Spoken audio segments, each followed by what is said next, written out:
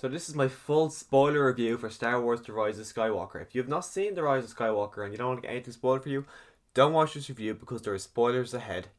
Spoiler warning.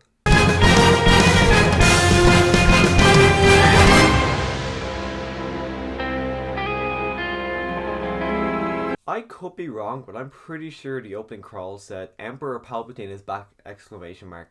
And when it came to him being back, I thought it was really bad. I didn't like him come back at all. I thought his character it felt off. It didn't really feel so much like the Emperor.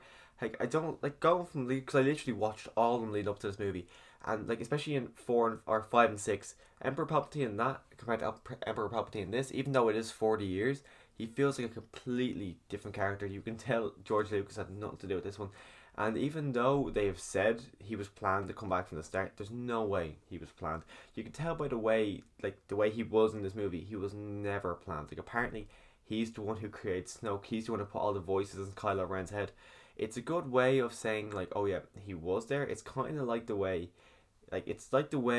Darth Vader in the first one in A New Hope, when Obi-Wan Kenobi said your father was killed by your father Anakin Skywalker was killed by Darth Vader, and then in Return of the Jedi he goes, well, I was right from a certain point of view. It's kind of like the same way they did that, especially the way like Rey, the way they said, oh yeah, your parents were nobody, but your grandfather was Palpatine, so he was right from a certain point of view. Which like I look at the original trilogy, and I understand like they never expected sequels, so I understand why they never kind of put the seeds in for this. But he was able to take stuff like that and turn it around. But what they did in this sequel trilogy, I thought was completely ridiculous because they should have had this planned out from the start. If you look at the prequel trilogy, which was planned out from the start, even though I do have my problems with that trilogy, and a lot of people do, but you can tell he had one vision and he just did it for the entire trilogy. Where this one, it went back and forth a lot. Like he shouldn't. I don't understand why your parents were nobody. Oh, but your grandfather. It's just that twist. It was so predictable. Like someone in my no one gasped. I heard a few people laughing at how ridiculous that was because I think everyone expected it, especially when you hear at the very start. You see Emperor Palpatine at the very start of the movie because you see kind of a weird intro to this movie where Kylo Ren is going around doing a lot of stuff trying to get this piece. I was just kind of like, okay, feels very forced. I have to do this. But then they reveal like, oh yeah, your Rey's backstory is actually this. Like, okay, yeah, she's clearly the grandfather of Palpatine, because there's no way she's a Skywalker. There's no way she's a Kenobi. So she must be a Palpatine because she's gonna have to be related to someone, because they just can't have her being someone whose parents were nobody. Which I kind of liked about the first one. I really enjoyed that about the Last Jedi, that she was just literally thrown into this world. She's got no backstory. I liked the fact that that was it. Or oh yeah, you're actually a Palpatine. So the fact that she's a Palpatine, I don't really like. But then as well, I'm going completely off topic now. I'm going to the end of the movie. But then she just decides to be a Skywalker. I didn't like that. Like, you have to be yourself, right? You have to be just because Luke and Leia, they both trained you to be a Jedi, where Luke really didn't. It was mostly just Leia, and Leia, she's an Organa. She doesn't say, even she's Organa, she's a Solo and a Skywalker. Why are you saying you're a Skywalker? It's just all that kind of stuff I didn't really like. I don't like how they're kind of just really pretending like the Last Jedi didn't happen, and it's just, oh yeah, a lot of that. Nah, it doesn't count. It goes straight to like the Force Awakens, this movie, where I really enjoyed the Last Jedi. So the fact that they're pretending like it didn't happen, I really don't like. When it comes to Leia's death, I actually wasn't expecting, because I figured they never filmed a death scene for Princess Leia, so how are they going to kill her off? So I thought they were just going to let her go off in space somewhere and just leave her be. But the fact that she died, and the way she died, the way I took it was, she said Ben, that which distracted Ben, and he got stabbed with a lightsaber. And usually when people get stabbed by a lightsaber, they die straight away. So I figured she put all her life force into him, which meant when he got stabbed, he had one life left over, which is kind of what he lived on to do. So when Rey kind of saved him, she didn't really give him her life. It was more Leia gave Ben her life. And then when Ben finally died at the end, that's when Leia finally, because that's when her body disappeared, when Ben's body disappeared. So I felt like she kind of put her soul in Ben to kind of make him live a little bit longer, rather than like Rey giving him her life, which I kind of took it from that way. And the fact that Ben died in the end by saving Rey, I wasn't really a fan of. I thought it'd be better if Rey died, that the hero died to save the galaxy, rather than she died and then Ben brought her back. And they kind of shared a very, very awkward kiss. I know everyone's kind of been shipping these two. I see why they're doing it. I just never really cared enough to do it.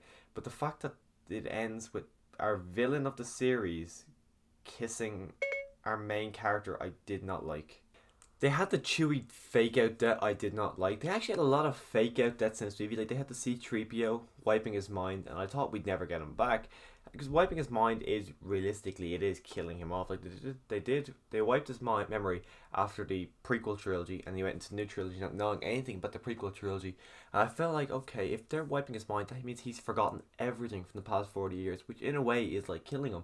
But then even he says, "Oh no, R2D2 does not have my memory stored on him." So I'm like, okay, so he's gone. But all of a sudden, no, actually, no, R2D2 does have my memory stored. So now C-3PO's back as well. They have to fake out death for Chewie, where I thought he was in the ship. I genuinely thought Chewie died, and I was like, oh crap, if Chewie's actually dead, I don't like Rey, because Chewie's my favorite character. So to see that if Chewie actually died in that position, I would have been fuming with Rey. I wouldn't have given a shit about her story at all, just because she killed Chewie. But then I think it was probably 5 minutes later revealed, oh yeah, he was not on that ship, even though there's only one ship there. So I don't understand how he wasn't on that ship. It just as well. There's a lot about this movie I didn't like. Like there's stuff I do like. I like the way Han Solo came back. I did not expect that at all. But as well, when I said kid, I was convinced that was Luke Skywalker. Han Solo was not someone I was expecting this movie whatsoever. And the fact that he came back and he gave his blessing to Kylo Ren, like, oh yeah, it's okay, I forgive you for killing me, and that's what he needed to go back to being Ben Solo. I thought it was okay, but I thought it was just even better to see Han Solo, which I really don't understand how they got Harrison Ford to come back, because I know he does not like that. And at the end of the movie, Rey decides to live at Aunt Beru and Uncle Owen's farm for some reason. She buries Luke and Leia's lightsabers at the bottom, and Leia having a lightsaber was pretty weird. Why would she give up her training? It was never said before that she was doing all this training. It was just said, oh yeah, she's force sensitive, and now she's all of a sudden she was trained to be a Jedi, but then she decided not to be, which is very odd in a way. Her lightsaber as well, it was kind of cool that Rey was using it. I was kind of expecting Rey to continue on using that, but all of a sudden Rey has a white lightsaber. Where the hell did she get this lightsaber for? I just thought all that was very weird. Rey's force lightning, I like that. I thought that was a bit. That's when I knew, okay, she's a Palpatine, because she shot it out of nowhere. I'm like, holy crap! Where did she learn how to do that? And that's why I thought, oh crap, she just killed Chewie, which I didn't like as well. One of the good things I did like was that the fact they brought Lando back, because Lando, he's a great character, but he was good in the movie, but they didn't have anything for him to do. It felt like they were thinking, as they were writing the script, they're like, okay, we need to bring someone back so they can have a face that they recognize. And they go, okay, let's bring Han. Oh wait, no, we killed Han. What about Luke? No, we killed him too. Lando, is he alive? Yeah, Lando's alive. Let's bring Lando back. Which it really felt like that's what it was. Even they brought Palpatine back, even though he died, they brought him back. He was really disappointing. I didn't like Palpatine at all in this movie. And the fact that they're saying this is the end of the Skywalker saga, it doesn't feel like the end. If you look at Return of the Jedi, that feels like the end of the saga, where this doesn't feel like the end of the saga. And as well, it's always been said the Skywalker saga is about Anakin Skywalker, and he wasn't in this movie at all. Like, you see the Force ghost of Luke and Leia, and I was expecting to see everyone. I was like, you hear everyone's voices. I heard some of them. I heard Luke. I heard Mace Windu. I'm pretty sure I heard Hayden Christensen's Anakin there. I'm not really sure if it was exactly him. I'm pretty sure it was him. You hear Yoda. It's just everyone was saying it all at once. I couldn't really make out who was who, but I'm pretty sure Hayden Christensen was in there. But just I was expecting a lot more Anakin, just because it's the end of the Skywalker saga, and the Skywalker saga is about him, and then we didn't really get anything about him. So I was kind of disappointed in that light, when I was expecting stuff, but we didn't get anything.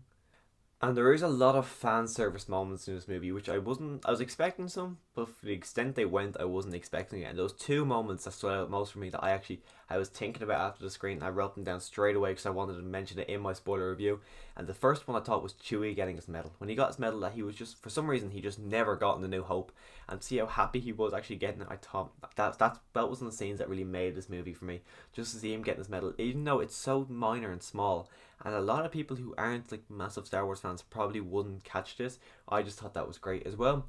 Luke lifting his X-Wing out of the water. The fact that he couldn't do it in Empire Strikes Back, and now he's doing it. You could tell it was kind of hurting him, just his face. I think it's because he's a Force ghost. This kind of stuff wouldn't be as common. But the fact that he's able to lift his X-Wing out of the water, I thought, yeah, that was... Even though you knew he's probably lifted it before, because he put it in there, so he's obviously lifted it. But the fact that he's lifting it out, I just thought it was a really good kind of closing the book that he couldn't do it. Now seeing him doing it, I thought that was a great way to wrap up that kind of story. I'm assuming I've forgot loads because this is a spoiler review and there's just so much stuff in this movie. I do want to go back and watch it. I'm actually looking forward to going back and watching this movie, see, because I am still right down the middle. I don't know if I love this movie or hate this movie, so I want to go back, watch it, and see which way I go, because I think there is a lot to love in this movie, but there's also a lot to hate in this movie. I think a lot of the fan service stuff are good. The stuff is good. The stuff that isn't retconning The Last Jedi, and you feel like it actually is a sequel to The Last Jedi as well. That kind of stuff I like, but the stuff that comes out of nowhere, like Palpatine, I don't like Palpatine whatsoever in this movie. So there is elements I don't like. If you've seen the movie, let me know. You're like, go to town. Go. Let me know all the spoilers down below. Let me know the spoiler stuff you like down below, and stuff you don't like down below. Click that subscribe button because I'm gonna be doing a ranking of all 11 Star Wars movies in the next couple of days. So if you want to kind of see that stuff, click that subscribe button. And as always, thanks for watching.